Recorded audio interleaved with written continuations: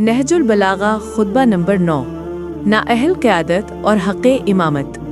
ये खुतबा इमाम अली अलैहिस्सलाम ने उस वक्त इरशाद फरमाया जब कुछ लोगों ने खिलाफत और इमामत के मसले में निफाक और गलत फहमी पैदा की। अल्लामा सैयद रज़ी रहमतुल्लाह अलैह के मुताबिक मुक़द्दमा नहजुल बलागा ये खुतबा उस फितना अंगेज़ दौर के रद में था जब इमामत का हक़ अहले बैत अलैहिस्सलाम से छीना जा चुका था। इमाम ने वाज़िल किया कि उम्मत की तबाही की जड़ नाअहल क़यादत है जो दीन को ज़ाती मफाद और सियासत का आला बना देती है।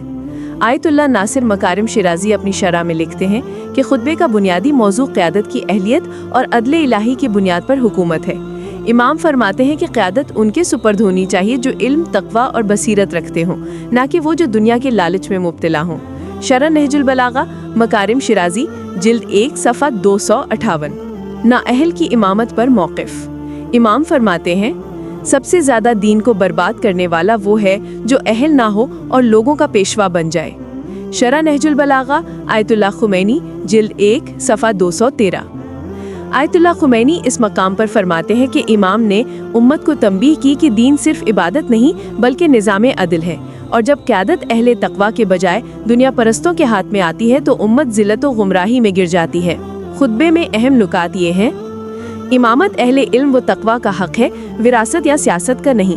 दुनिया परस्त हुक्मरान दीन के ज़ाहिरी पहलू को कायम रखते हैं मगर रूह को मिटा देते हैं। इमाम अली अलैहिस्सलाम ने बसीरत, अदल और अक़ल को क़यादत की बुनियाद करार दिया। अवाम को ताकीद की कि हक़ व बातिल में तमीज़ उसूलों से करें, शख्सियात से नहीं। बहारुल अनवार जिल्द 32 सफ़ा 114। मुसलमानों के लिए पैगाम। अल्लामा तबरसी के मुताबिक इस खुतबे में इमाम ने उम्मत को मुंतबिह किया कि ईमान की हिफाजत सिर्फ उस वक्त मुमकिन है जब क़यादत अहले अदल के हाथ में हो।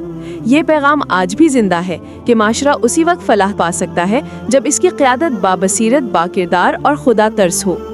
ये खुतबा हमें सिखाता है कि क़यादत अमानत है, इक़्तिदार नहीं, और जो इस अमानत को नाअहल के सुपुर्द करे वो जुल्म का शरीक है। मुक़द्दमा नहजुल बलागा अल्लामा सैयद रज़ी।